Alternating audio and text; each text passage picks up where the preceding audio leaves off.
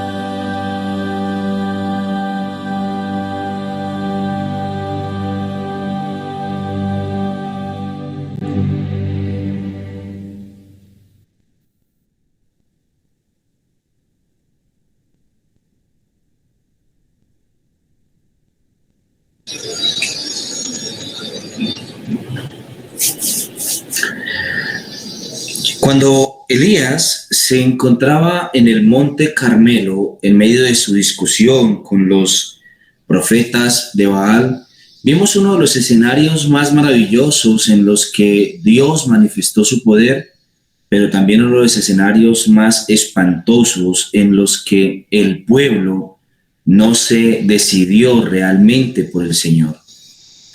Mientras Elías se encontraba en el monte, él acusó al pueblo ocasionalmente.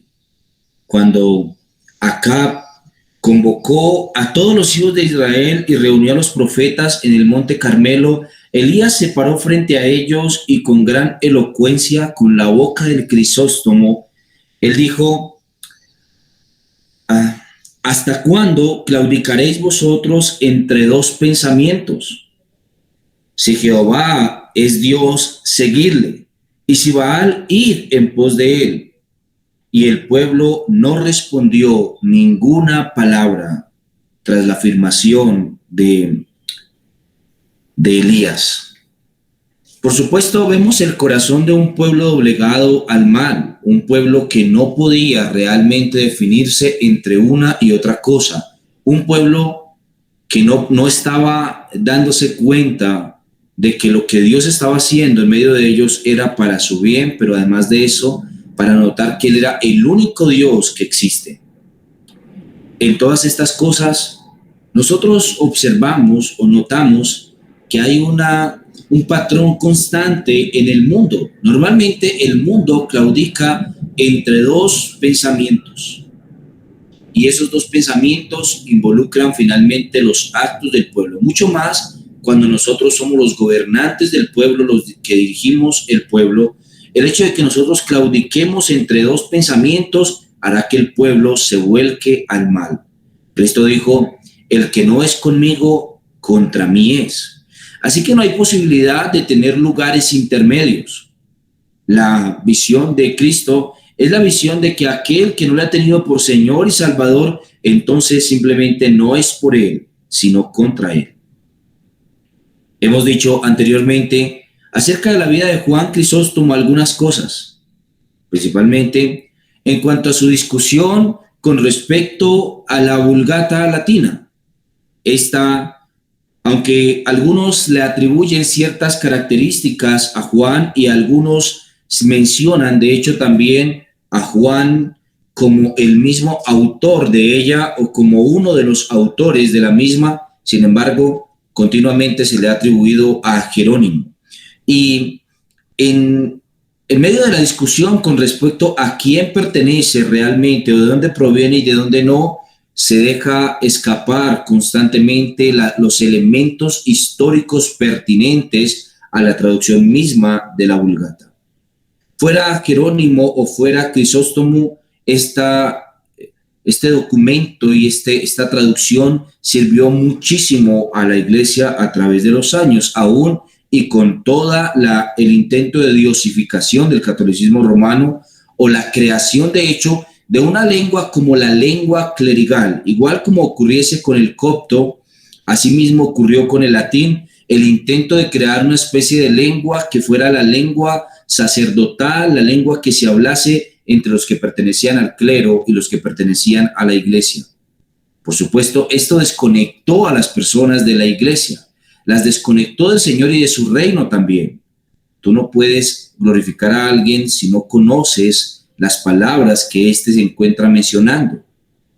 Dios, entonces, quedó convertido en un asunto meramente religioso a causa de este proceso que sufrió el catolicismo romano, en el cual la mayoría de las personas no entendían ni el latín ni tampoco las palabras citadas o proclamadas por estos. Ahora bien, en la necesidad de regresar a las afirmaciones de Juan la Boca de Oro, o conocido como Juan Crisóstomo, debemos citar una parte muy importante de su vida. Esto fue su discusión con la reina o la emperatriz Eudoxia, conocida como la desairada. Juan se estremecía entre muchos casos de pobreza, numerosos en su época, y sobre todo porque el imperio, la ciudad imperial, se mantenía cada vez más alejada de la realidad del pueblo y colocaba muchos más cargos e impuestos sobre las personas. Uno de estos eventos particularmente fue el levantamiento de los ciudadanos en Antioquía, que finalmente terminó con la necesidad de Juan de salir a las calles y proclamar la necesidad del pueblo de tranquilizarse y de venir al arrepentimiento a causa de lo que había hecho al eliminar o intentar rebelarse contra el dominio del emperador Severo. Eudoxia era mujer y emperatriz también de Roma y había pasado todas las riendas de la autoridad imperial a ella hacía solamente poco tiempo tras haber tenido una gran discusión con su esposo, el cual se dice que era muy falto de carácter. Así que probablemente sobre ella recayó la mayor parte del gobierno, aunque detrás de las sombras, detrás de el gobierno aparente de su esposo. De algún modo, ella misma consideraba a su esposo como un estorbo e intentaba entonces ejercer el gobierno total del imperio. Durante un tiempo, Eudoxia dio muestras de ser una mujer fervorosa y religiosa, consistente, participante en todos los diferentes eventos y cultos de la iglesia, en las procesiones y en las manifestaciones externas. De algún modo, este tipo de elementos gratificaban o colocaban en mayor lugar el ego de ella misma y la colocaban en una especie de buen lugar en medio de la ciudadanía y también frente a su esposo, el cual de esta manera vería una especie de lucha de ella por convertirse en una mujer verdaderamente piadosa. Pero Juan Crisóstomo, el cual tenía clara la escritura, detectó como buen maestro espiritual y de las almas que lo que ella estaba haciendo era simplemente un acto de religiosidad y que realmente no experimentaba ningún tipo de bien espiritual en su interior, aprovechándose de que su pastor tenía que ir a hacer atender otro asunto en Éfeso. Entonces Juan estuvo predicando algunos sermones por un espacio de 3 meses en el que él se enfrentó directamente a algunas de las características particulares de Eudoxia y también de algunas otras damas de la corte, que resultaron ofendidas por los sermones de Juan. Así que estas entonces tuvieron una malversación en su carácter, en su pensamiento con respecto a Juan, de manera que finalmente lo que ocurre es que lo tienen entre ojos y finalmente, aunque no directamente, le declaran la guerra. Algunas viudas como Marsa, Castricia y Eugrafia, que usaban para la ruina de sus almas las riquezas que sus maridos habían ganado por la extorsión. Palabras citadas literalmente de Juan Crisóstomo. Cuando Juan regresa, después de haber salido a un viaje a atender otro asunto en otra iglesia, finalmente se encuentra con una gran hostilidad abierta. Se habían reunido algunas de estas mujeres en cabeza de la emperatriz y se encontraban planeando contra Juan la posibilidad de sacarlo de Constantinopla, de hacer que se fuera para otro lugar o finalmente destituirlo de su cargo. Así que Juan dijo: reunidme todo.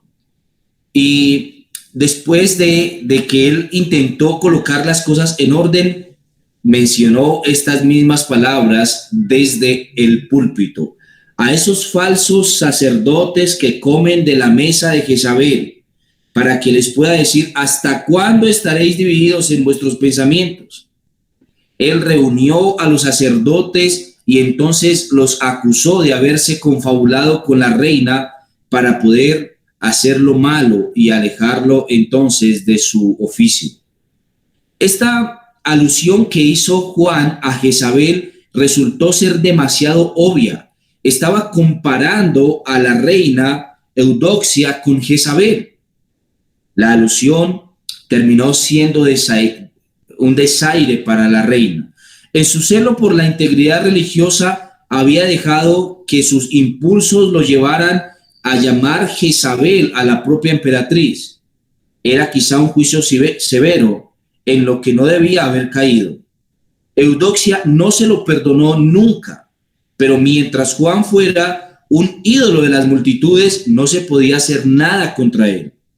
Esto no impedía las intrigas de las damas de palacio y de los clérigos de la iglesia, que no podían superar a su obispo superior. Tan intolerable resultaba a sus ojos enfermos el brillo de las virtudes de Juan.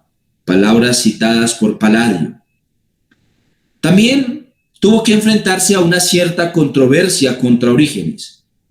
Con todo, su enemigo más peligroso era Teófilo, el desairado patriarca de Alejandría, que estaba resentido desde que Juan le había arrebatado contra su voluntad el pastorado de la iglesia de Constantinopla y obligado además a consagrarle en la iglesia de Alejandría.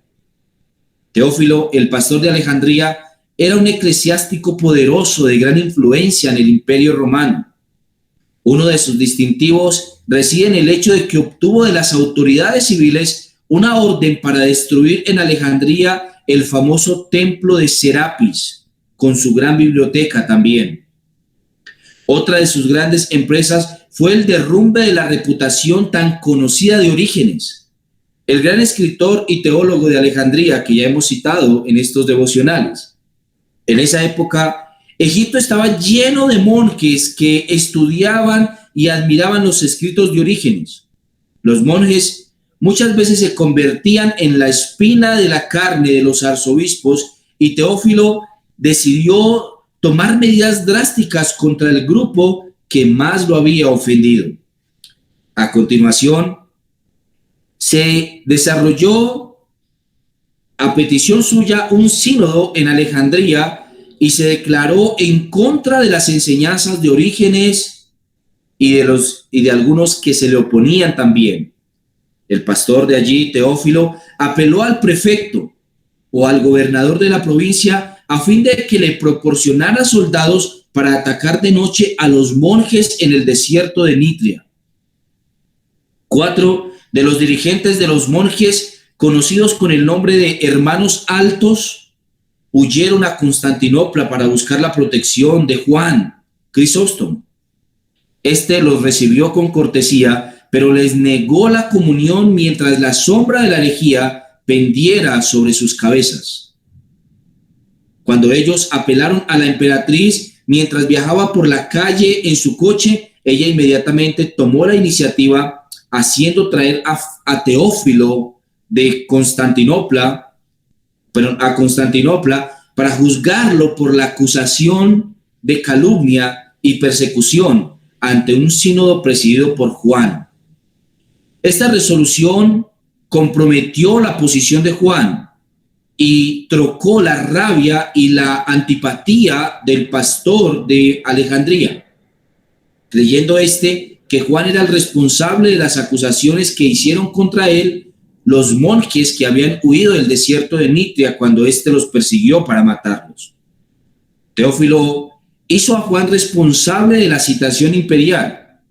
Más experimentado que su rival en el juego de la política, Teófilo entonces generó toda una conspiración y buscó entonces la muerte de Juan. Sin embargo, con un gran séquito de obispos y clérigos, Epifanio fue hasta Constantinopla, donde no solo rechazó la oferta de hospitalidad de Juan de que se hicieran las paces, sino que desafió la autoridad del patriarca, ordenando a un diácono y luego tratando de persuadir al pueblo y al clero por medio de conferencias y discursos que se pronunciaban en contra de los conceptos de Orígenes, muerto ya hacía demasiado tiempo para poder defenderse. Petulante, el pastor o obispo Epifanio intentó conseguir un dictamen de condena sobre la teología de Orígenes, pero este honradamente se negó a pronunciarse. En un encuentro con los hermanos altos, Epifanio se vio obligado a reconocer que no había leído ni una página de sus escritos, pese a lo cual los había condenado anticipadamente por el testimonio de Teófilo. Entonces, el viejo obispo cayó en cuenta de haberse dejado manipular por Teófilo y decidió retirarse del escenario para no seguir participando en un juego que había empezado mal.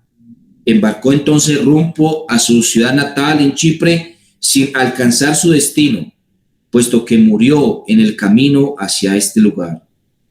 Después de esto, nuevamente el pastor de Alejandría, que llegó después, comprendió la situación y que era mejor no hacer caso al problema teológico, así que ignoró a los hermanos altos, pues su presa era de mayor envergadura, que esto era Juan. Prefirió inventar cargos contra Juan, a quien sobre todas las cosas deseaba desacreditar. Teófilo no tenía ningún derecho en la jurisdicción de Juan, pero ni el decoro ni la justicia podían interferir en los preceptos del pastor alejandrino, mientras que las autoridades imperiales no intervinieron en el asunto. Arcadio En buena relación con Juan, ordenó la apertura de un proceso contra Teófilo, pero Juan, sensible a exagerados escrúpulos jurídicos y quizá también con la esperanza de reconciliarse con Teófilo, se declaró a sí mismo incompetente para asumir la presidencia del juicio. Teófilo, combativo y astuto, no dudó en gastar grandes sumas de dinero en banquetes y regalos espléndidos para ganarse el favor de los clérigos descontentos con el patriarca. Sin embargo, Juan tenía sus amigos, entre los que se contaban 40 pastores, como gran número de población de Constantinopla. En consecuencia, a Teófilo le pareció prudente reunir a sus seguidores fuera de la ciudad, más allá del Bósforo. En total, 36 obispos seguidores de Teófilo y otros tantos venidos de Asia por orden del emperador, de los cuales todos menos 7 eran de Egipto, y todos enemigos de Juan, en especial Gerontio de Nicomedia, al que había depuesto Juan de su cargo. Este sínodo, llamado como de la Encina, barrió con la fama y con las características episcopales o pastorales de Juan. Un barrio de Calcedonia fue el que los albergó, por eso el nombre del sínodo fue llamado de la Encina, porque el barrio era este. Y allí se condenó a Juan basándose en 29 cargos inventados. Los cargos que se hacían tenían todos los visos de la calumnia más grotesca, destinada por todos los medios a desprestigiar al patriarca en aquellos mismos puntos. Las sesiones de este singular sínodo duraron 14 días, durante los cuales Juan, llamado 3 veces a comparecer, pero en vano, puesto que él siempre se negó, constituía el foco particular de la lucha.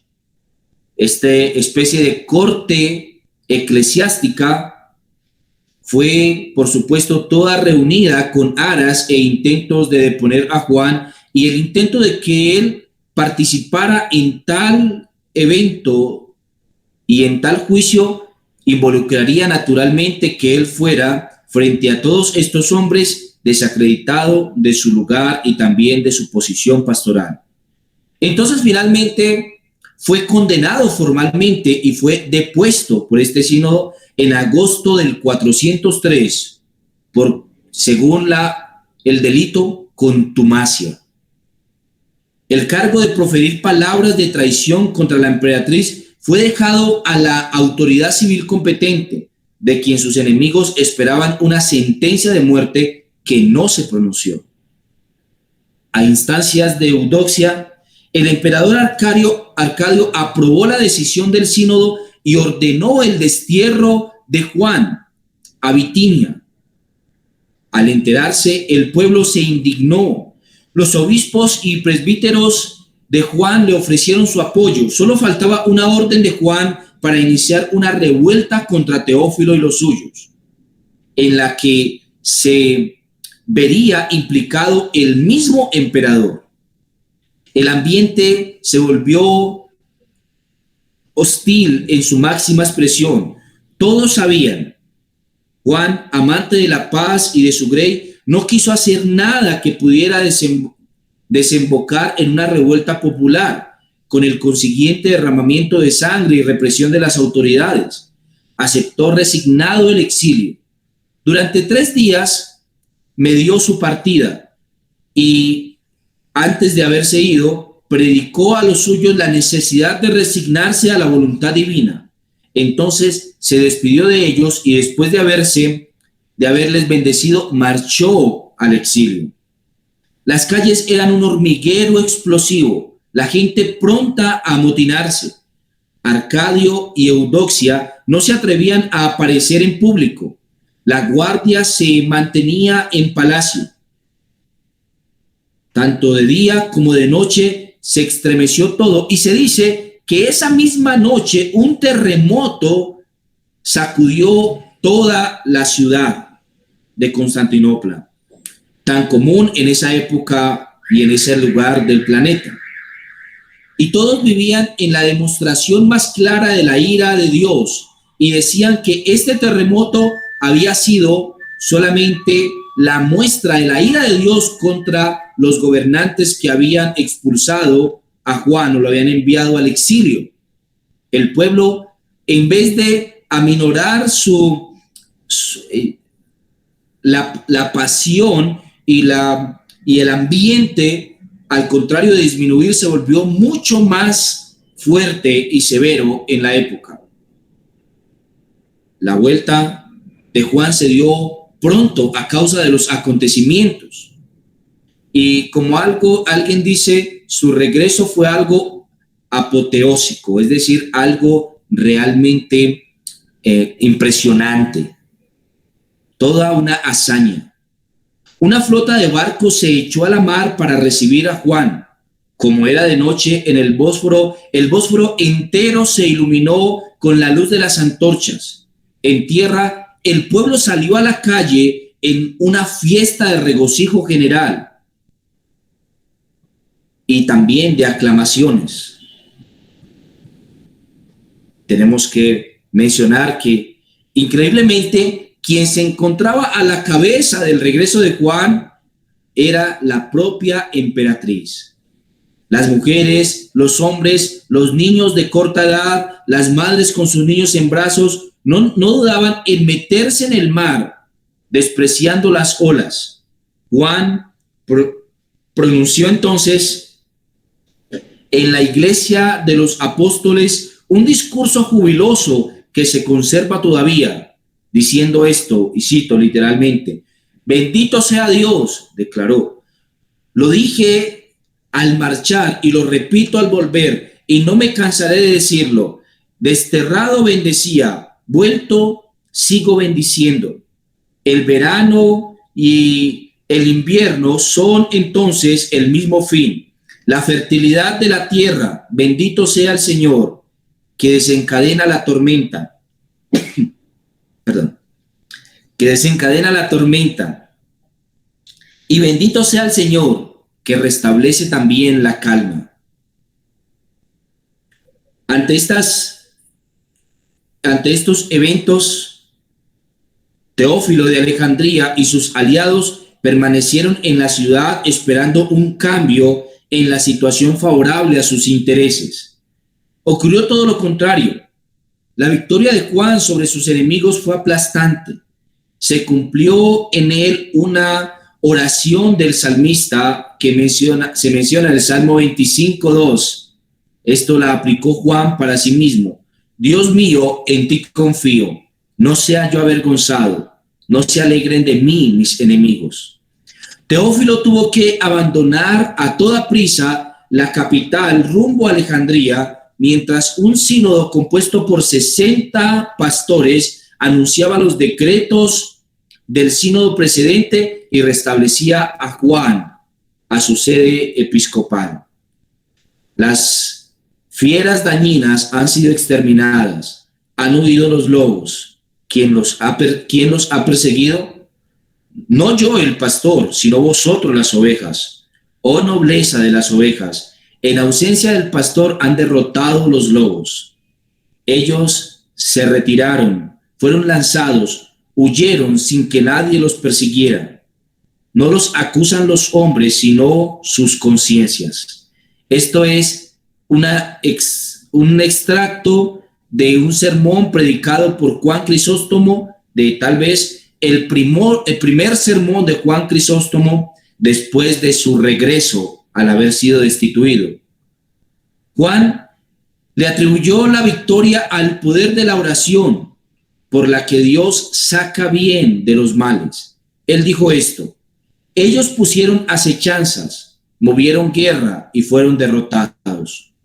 ¿Cómo hicieron la guerra? ¿Con palos? ¿Cómo fueron vencidos? Con oraciones. ¿Acaso movimos las espadas? ¿Acaso tendimos nuestros arcos? ¿Acaso arrojamos saetas? Orábamos y ellos huyeron. Como una tela de araña se disiparon y vosotros os mantuvisteis como una roca. Esta obra se llevó a cabo sin trabajo por nuestra parte. No tuvimos nosotros que ensangrentar las armas. No nos pusimos en las filas de la batalla. No recibimos heridas. No vimos la guerra y alcanzamos la victoria. Del Señor fue la lucha, nuestra la corona. Esto es un extracto de otro sermón de Juan, llamado Sermón sobre el cementerio y la cruz, que él también predicó unos días después de haber sido restablecido en su lugar.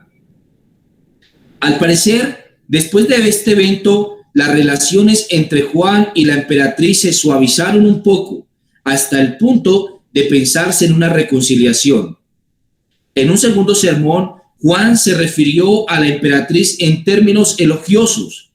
En sus propias palabras, dijo esto: os voy a decir una cosa maravillosa. Yo atravesé solo el piélago, llevando conmigo a la iglesia. Marchaba cuidando de nuestras cosas, separando en cuanto al cuerpo, unido en cuanto al alma. Marchaba suplicando a Dios y unido con vosotros por el amor. Marchaba y estaba sentado solitario, pensando en vuestras cosas. Solitario pensaba en mi destierro. De repente, a la medianoche de aquel primer día, esta religiosísima señora me envió una carta que contenía estas palabras: no crea su santidad que yo sabía lo sucedido. Inocente soy de su sangre.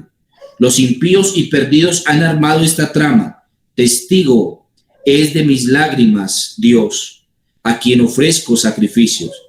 ¿Qué libación derramo? Porque sus lágrimas eran una libación. ¿A quién ofrezco sacrificios? Ella era en perfecto sacerdotisa, ordenada por sí misma, que ofrecía a Dios lágrimas. En esto que nosotros observamos aquí, vemos tal vez el comienzo del dominio femenino en la iglesia de Constantinopla. También vemos en esto el comienzo de una especie de vida clerical femenina que hasta el momento era desconocida en el panorama total de la iglesia. Por esta situación de calma relativa, vemos que ocurrieron grandes y buenas cosas, pero al corto tiempo esta posición aparente de calma se disipó. Solamente fueron 2 meses en que esto se vio aparentemente en la ciudad. Después, Juan se lamentó del alboroto y habían danzas públicas montadas alrededor de la dedicación de una estatua de plata que Eudoxia se había mandado hacer y colocar enfrente de la iglesia a pocos pasos del lugar de culto, estorbando el buen desarrollo del mismo. Juan se quejó al prefecto, quien informó a la emperatriz en una forma que no fue nada favorable para Juan. Es posible que Juan hubiera empleado el lenguaje que se le atribuyó, pero el tenor de su crítica no puede ponerse en duda. Había desaprobado durante mucho tiempo la conducta de la emperatriz y su corte de clérigos serviles, que le recordaban a los sacerdotes de Baal, entre ellos varios compañeros episcopales de Juan: Severiano de Gábala, Acacio de Berea y Antíoco de Ptolemaida, que hicieron lo imposible para fomentar al creciente resentimiento de Eudoxia contra Juan. En la fiesta conocida como la fiesta de Juan el Bautista, Juan predicó un sermón en el que dijo, entre otras cosas, revelando así el estado de su alma y el rumor de las noticias que habían llegado a sus oídos, esto: ¿qué puedo temer yo? ¿La muerte? Ya sabéis que Cristo es mi vida. La pérdida de los bienes, nada hemos traído a este mundo y nada nos llevaremos de él. Desprecio todos los terrores y no hago caso de los bienes. Ni temo la pobreza, ni deseo la riqueza. No me aterra la muerte, y si deseo vivir es únicamente para el bien de vuestras almas. ¿Qué puedo temer yo? ¿La muerte? No. ¿Sabéis la verdadera causa de mi desgracia? El no haber puesto en mi casa ricos tapices, ni vestidos de oro ni seda, ni halagos a la sensualidad de las gentes. Algo queda aún de la raza de Jezabel, y la gracia combate aún a favor de Elías. Herodías sigue pidiendo la cabeza de Juan, y por eso danza. Fin de la cita. Para los enemigos de Juan, esto era claro. Juan nuevamente se encontraba mencionando a la reina Eudoxia y a los sacerdotes que se encontraban a su favor como los sacerdotes de Baal y la reina Jezabel, o como Herodías ahora había aumentado un poco al pensamiento que tenía contra la reina. Para él, esta era la famosa Herodías, la que había venido a pedir finalmente la cabeza de Juan el Bautista. Así que a causa de estas palabras, el emperador ordenó a Juan que cesara de ejercer sus funciones eclesiásticas, cosa que él rehusó hacer. Había recibido el ministerio de la iglesia de Dios y no del emperador. Si el emperador quería echarlo, tendría que hacerlo a la fuerza. Solo así podría justificar delante de Dios su abandono del ministerio. Cuando llegó el tiempo tradicional de practicar los bautizos a los que se encontraban en el discipulado, en el año 404, entonces Juan desarrolló el acto y se dice que se bautizaron en esta ocasión unas 3,000 personas. La Guardia Imperial en este evento tenía órdenes de no hacer uso de violencia, ni siquiera hacer nada para impedir que Juan realizara los bautismos. Perplejo, el emperador buscó el consejo de los obispos que eran contrarios a Juan, los cuales, por supuesto, le recomendaron que fuera expulsado o desterrado. Tranquilizada la conciencia del emperador de esta manera, entonces se dispuso a desterrar a Juan. Aquella semana fue una semana realmente terrible. Habían partidos de todos tipos y había un ambiente supremamente difícil en el ambiente. Así que en este tiempo Juan escribió una carta, se conoce como Epístola ad Innocente, en la que él defendió su posición y escribió entonces a los pastores de Roma, de Milán, de Milán y de otras ciudades del imperio, en los cuales él advierte con respecto a su inocencia. Finalmente, 2 meses después, pasada la fiesta de Pentecostés, el 9 de junio del 404, fue notorio delante de todo el mundo que Juan fue obligado a abandonar la ciudad. Una vez más, para evitar los disturbios y siguiendo el mandato bíblico de obedecer a las autoridades, se entregó a los soldados en compañía de 2 de sus pastores. Juan se embarcó en una nave que partió al anochecer buscando el amparo de las sombras para no ser percibida por el pueblo que reclamaba a su pastor. El destino todavía desconocido para Juan y sus compañeros era Cúcusa, una ciudad remota en las montañas de Armenia, en las mismas fronteras del imperio. Nada más haberse ido, se propagó un incendio en la catedral. El pueblo airado incendió la iglesia. La causa del incendio nunca se supo, pero se culpó a los seguidores de Juan. Algunos de ellos fueron torturados después de esto, pero siempre se declararon inocentes.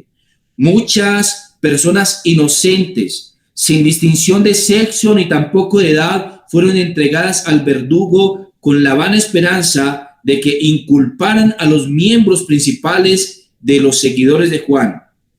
Uno de ellos, llamado Tigrio, y otro conocido como el lector Eutropio, expiraron en manos de sus torturadores. Otros apenas escaparon con vida, muchos fueron mutilados y otros terminaron dementes como consecuencia de las torturas a las que fueron sometidos. Juan, por el contrario, llegó a Cúcuta a finales de agosto, después de un agotador viaje lleno de humillaciones de parte de sus enemigos que aprovecharon su caída para vengar viejas ofensas. Pero Juan, firme en su fe, hizo realidad aquello de que en el lugar donde Dios nos plante es preciso saber florecer. Cúcuta era una pequeña ciudad fronteriza, con crudos inviernos que aprovechaban las tribus merodeadoras de los isaurios para atacar a la población. A pesar de todo, Juan aprovechó el tiempo para mantener una extensa correspondencia que hizo que su influencia llegara más allá de las regiones de Constantinopla. Muchos seguidores de Juan, especialmente los fieles de su antigua congregación en Antioquía, se desplazaban hasta la ciudad donde se encontraba Juan para finalmente escuchar sus sermones. Juan contemplaba con entusiasmo el fin del destierro en algún momento y albergaba la esperanza de volver a sus tareas pastorales, pero sus enemigos maquinaban para verle muerto y aumentar así la desesperación de Juan.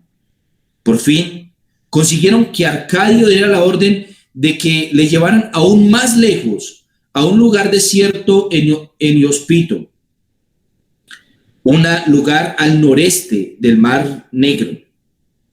Los soldados de la escolta no tenían que preocuparse demasiado por la salud del prisionero, solamente tenían que mantenerle en el destierro. Juan había dicho que en sus cartas que soportaba muy mal los viajes, por tanto, es seguro que alguien en Constantinopla tuvo la intención de hacerle pasar aún más mal que esto. Finalmente, a causa de estos y conducido por regiones inaccesibles que no se le permitía entrar a las ciudades incluso, ni recibir ayuda de la gente ni alimentos, después de 3 meses de caminata, la salud de Juan se deterioró. Calcinado por el sol y debilitado por la fiebre, sin darse respiro, cada paso suponía para él un lento martirio. Cuando agotado creyó que había llegado la hora de partir a la Jerusalén celestial, pidió que se le llevasen a una pequeña iglesia en el camino de Comana, en el Ponto. Tomó entonces allí la cena del Señor, se despidió de los que le rodeaban y terminó su vida con el más breve de todos sus sermones. Gracias sean dadas a Dios por todas las cosas. Amén. Esto fue el 14 de septiembre del año 407. Sus restos fueron enterrados allí mismo, en Comana, en la capilla donde había sido sepultado Basilisco, el pastor de la ciudad, martirizado en el año 312 bajo el imperio de Maximino. 30 años después fueron trasladados en solemne procesión a Constantinopla sus restos, el 27 de enero del 438, y enterrados en la capilla donde él fuera pastor, conocida como la Iglesia de los Apóstoles. Proclo, antiguo discípulo de Juan, ocupaba la sede episcopal de la ciudad. El emperador Teodosio II, hijo de Arcadio y Eudoxia, que había muerto a los pocos meses de iniciarse el destierro de Juan, salió al encuentro del cortejo fúnebre. Apoyó su rostro sobre el féretro y rogó y suplicó que perdonara a sus padres el daño que le habían ocasionado por ignorancia. Fin de la cita. Este es el fin de la vida de Juan Crisóstomo, conocido como Juan Boca de Oro. Pero algunas lecciones de la vida de Juan podemos extraer para nosotros. Permítame brevemente que yo mencione estas expresiones, estas aplicaciones. Lo primero que debemos entender con respecto a la vida de Juan es que cuando una persona pastorea conforme a la voluntad de Dios, no faltarán los opositores. La vida de Juan es claramente la evidencia de que no es posible agradar a todo el mundo y que siempre que medien intereses habrá persecución. La vida de Juan Crisóstomo nos muestra claramente que habrá oposición para el pastorado. El que ejerce esta labor y el que es llamado a esta labor siempre debe estar consciente de esto, pero las ovejas también deben siempre saber que no es posible que su pastor agrade a todo el mundo. Otra cosa que podemos extraer de la vida de Juan a causa de lo que él padeció es que todo aquel que dice la verdad ofenderá a algunos. Juan hizo esto con la emperatriz Eudoxia. También de esta manera ofendió a aquellos que estaban interesados en ocupar el lugar principal de la capital del imperio. Siempre las predicaciones de Juan acusaron al malo, aun siendo el emperador. Nosotros debemos aprender de él la valentía suficiente para poder declarar como error, como maldad y como falsedad aquellas cosas que efectivamente lo son, aunque sean realizadas por el mismo presidente. No debemos tener temor en acusarle cuando la maldad claramente se encuentra a las puertas de lo que él practica. Algo más que debemos extraer de la vida de Juan es que nuestra vida aquí es un peregrinaje. No es con armas ni con ejército, es con la oración. Y el peregrinaje de esta vida se enfrenta y se gana con la oración. Debemos, hermanos, ante los momentos difíciles siempre recordar que la oración eficaz del justo puede mucho. También debemos pensar en que Juan fuera perseguido y desterrado de su posición en 2 ocasiones no es un evento extraño. Extraño sería que no hubiese acontecido. Efectivamente, la predicación y la elocuencia de Juan tendrían finalmente que llevarlo apasionadamente a promulgar la falsedad y a acusar la falsedad.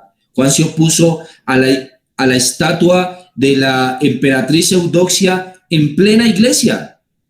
Se opuso, por supuesto, también a las prácticas de ellas y de las demás mujeres como ellas que utilizaban los bienes obtenidos ilícitamente por parte de sus esposos para maquinar la maldad y para darse lujos que eran lujos de sangre. Hermanos, nosotros vemos que la iglesia ha sido perseguida durante los años en el mundo. Esto no es nada extraño. Siempre que la palabra de Dios sea predicada, ofenderá a muchos, aunque muchos de ellos ofendidos se llamen cristianos. Dios los bendiga mucho, mis hermanos. Que tengan un feliz día hoy. Chao, chao.